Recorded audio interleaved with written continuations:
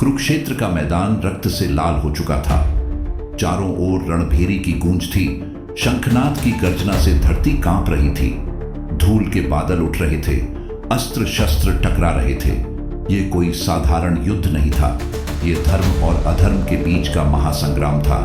इस युद्ध में कई योद्धाओं ने अपनी शक्ति, पराक्रम और रणनीति से इतिहास रच दिया। आइए चलते हैं इस रणभूमि में और जानते हैं उन महायोद्धाओं की कहानी जिनकी वीरता महाभारत की आत्मा बन गई। यह कहानी है उन 10 महायोद्धाओं की जिनकी शक्ति, पराक्रम और रणनीति ने इतिहास रच दिया। सबसे शक्तिशाली योद्धाओं में पहला नाम आता है महायुद्ध के चक्रवर्ती श्री कृष्ण का। श्री कृष्ण ने कभी शस्त्र नहीं उठाया, फिर भी वे युद्ध के सबसे शक्तिशाली नायक थे। उनकी बुद्धिमत्ता और दिव्य दृष्टि ने महाभारत के युद्ध की दिशा ही बदल दी। जब अर्जुन ने कौरवों के खिलाफ युद्ध करने से मना किया तो श्री कृष्ण ने उन्हें गीता का उपदेश दिया। इस उपदेश ने न सिर्फ अर्जुन को बल्कि समूची मानवता को धर्म और कर्म का महत्व बताया। श्री कृष्ण ने अपना सुदर्शन चक्र और अपने कूटनीतिक दिमाग से युद्ध की पूरी रणनीति को प्रभावित किया। उनका मार्गदर्शन और रणनीतिक कौशल युद्ध में निर्णायक साबित हुआ और यही कारण है कि उन्हें महाभारत का सबसे शक्तिशाली योद्धा माना जाता है। सबसे शक्तिशाली योद्धाओं में दूसरा नाम आता है इच्छा मृत्यु का वरदान पाने वाले भीष्म पितामह का। भीष्म पितामह, जिनका नाम हर युग में सम्मान के साथ लिया जाता है, महाभारत के सबसे महान योद्धाओं में से एक थे। उन्हें इच्छा मृत्यु का वरदान प्राप्त था, जिसका अर्थ था कि वे अपनी इच्छा से मृत्यु को स्वीकार कर सकते थे। वे महान धनुर्धर थे और उनकी युद्ध कला इतनी प्रभावशाली थी कि वे किसी भी योद्धा को परास्त कर सकते थे। जब तक भीष्म पितामह जीवित थे तब तक कौरवों की सेना अजेय लगती थी, लेकिन अंत में शिखंडी के माध्यम से अर्जुन ने उन्हें पराजित किया। हालांकि उनकी वीरता और बलिदान का इतिहास हमेशा अमर रहेगा और महाभारत की गाथा में उनका स्थान हमेशा सबसे ऊपर रहेगा। सबसे शक्तिशाली योद्धाओं में तीसरा नाम आता है महायुद्ध के गुरु द्रोणाचार्य का। द्रोणाचार्य ने न केवल पांडवों और कौरवों को युद्ध की शिक्षा दी, बल्कि वे स्वयं भी एक महान योद्धा थे। उनकी धनुर्विद्या की कला इतनी अचूक थी कि वे युद्ध में किसी भी योद्धा को परास्त कर सकते थे। वे महाभारत के सबसे बड़े रणनीतिकारों में से एक थे और उनकी योजनाओं ने कौरवों की सेना को कई बार विजय दिलाई। हालांकि वे केवल एक योद्धा ही नहीं, बल्कि एक सच्चे गुरु भी थे, जो अपने शिष्य अर्जुन को विशेष रूप से प्रिय मानते थे। उनका सबसे बड़ा दुख तब आया जब उन्हें यह झूठी सूचना मिली कि उनके पुत्र अश्वत्थामा का वध कर दिया गया है। शोक और आघात में उन्होंने शस्त्र त्याग दिए और इसी स्थिति में द्रुपद के पुत्र धृष्टद्युम्न ने उनका वध कर दिया। उनका यह अंत महाभारत युद्ध का एक महत्वपूर्ण मोड़ बना।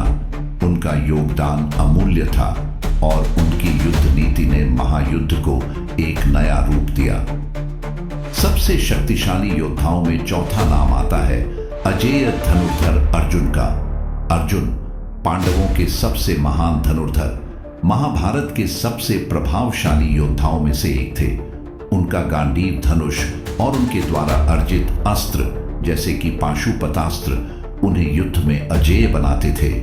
अर्जुन ने महाभारत के युद्ध में न केवल भीष्म पितामह और कर्ण जैसे महान योद्धाओं को हराया, बल्कि उन्होंने अपने कौशल और साहस से कई बार युद्ध का रुख पलट दिया।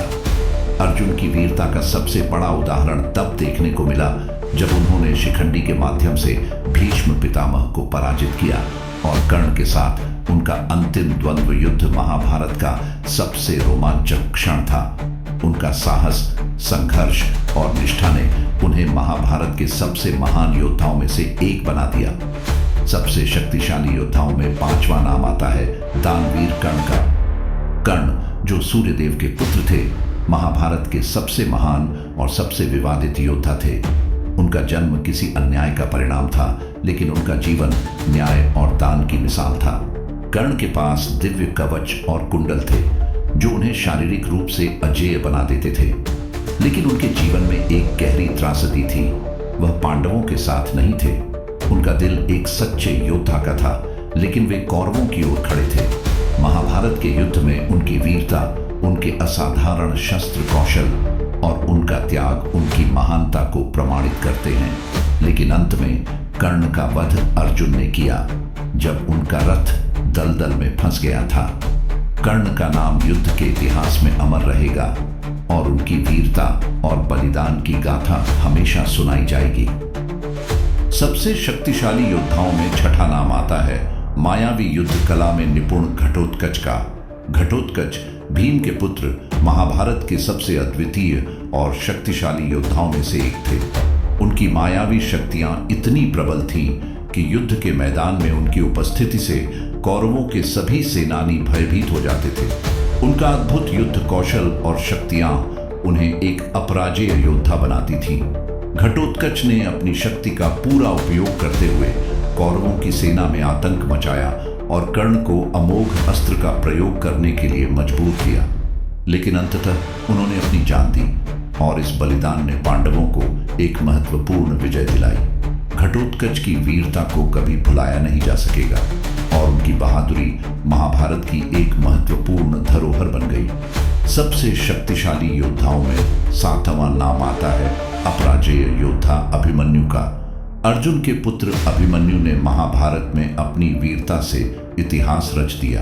वह इतनी कम उम्र में युद्ध के माहिर थे कि उन्हें युद्ध के कई रहस्यों का ज्ञान था।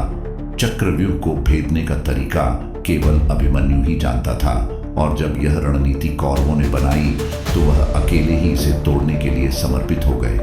दुर्भाग्यवश युद्ध के नियमों के तहत उसे अकेले ही घेर लिया गया और वह वीर गति को प्राप्त हुआ। उनका बलिदान पांडवों के लिए एक प्रेरणा बन गया और उनकी वीरता महाभारत के इतिहास में अमर हो गई। अभिमन्यु का नाम हमेशा एक साहसी योद्धा के रूप में लिया जाएगा जो अपने कर्तव्य से कभी पीछे नहीं हटा। सबसे शक्तिशाली योद्धाओं में आठवां नाम आता है नारायण अस्त्र के स्वामी अश्वत्थामा का। अश्वत्थामा गुरु द्रोणाचार्य के पुत्र, महाभारत के एक ऐसे योद्धा थे जिनकी शक्ति और कुशलता किसी से भी कम नहीं थी। जब उन्होंने नारायण अस्त्र का प्रयोग किया तो कौरवों के खिलाफ उनकी ताकत अद्वितीय हो गई। उनका उद्देश्य महाभारत को समाप्त करने का था और उन्होंने अपनी शक्ति का प्रयोग युद्ध के अंतिम क्षणों में किया। हालांकि उन्होंने युद्ध के नियमों का उल्लंघन किया और पांडवों के पुत्रों का वध किया। यही उनकी सबसे बड़ी गलती थी जिसके कारण उन्हें श्री कृष्ण के श्राप का सामना करना पड़ा। उनका नाम महाभारत की गाथा में हमेशा एक दुखद उदाहरण के रूप में लिया जाएगा। सबसे शक्तिशाली योद्धाओं में नौवां नाम आता है गदा युद्ध के अपराजेय योद्धा दुर्योधन का। दुर्योधन कौरवों के सबसे बड़े पुत्र, एक बलवान और साहसी योद्धा थे। उनका गदा युद्ध में कौशल अद्वितीय था और वह भीम के समकक्ष थे। उनका संघर्ष पूरी सेना के खिलाफ था और उनकी शक्ति से कभी कभी कौरवों की सेना को जीत मिलती थी। हालांकि अंत में जब भीम ने श्री कृष्ण की युक्ति से दुर्योधन की जंघा पर प्रहार किया तो उनका अंत हुआ। दुर्योधन ने पूरी तरह से अधर्म का समर्थन किया, लेकिन उनकी वीरता और बल को किसी भी युद्ध में नकारा नहीं किया जा सकता।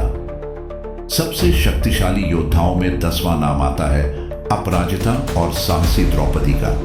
महाभारत के युद्ध का सबसे महत्वपूर्ण कारण था द्रौपदी का अपमान। जब द्रौपदी को राजमहल में अपमानित किया गया तो उन्होंने प्रतिज्ञा ली कि वह इसका बदला लेंगी। उनकी शक्ति केवल शारीरिक नहीं बल्कि मानसिक भी थी। उनकी सहन शक्ति, साहस और आत्मसम्मान की रक्षा के लिए लिया गया उनका संघर्ष महाभारत के संघर्ष का असली कारण था। द्रौपदी की वीरता इस युद्ध में कहीं न कहीं हर योद्धा के भीतर दिखाई देती है और उनकी शक्ति ने यह सिद्ध कर दिया कि एक महिला भी अपने आत्मसम्मान की रक्षा के लिए सर्वस्व समर्पण कर सकती है। महाभारत का युद्ध समाप्त हो गया, लेकिन इसकी गाथाएं अमर हो गईं। इन महायोद्धाओं ने अपने पराक्रम और वीरता से इतिहास के पन्नों में अपना नाम स्वर्णाक्षरों में लिख दिया। धर्म और अधर्म की इस लड़ाई में आखिरकार धर्म की विजय हुई, लेकिन इसकी कीमत हर योद्धा को चुकानी पड़ी। अगर आपको यह कहानी पसंद आई तो इस वीडियो को लाइक और हमारे चैनल मंत्रा मोटिवेशन को सब्सक्राइब करना न भूलें।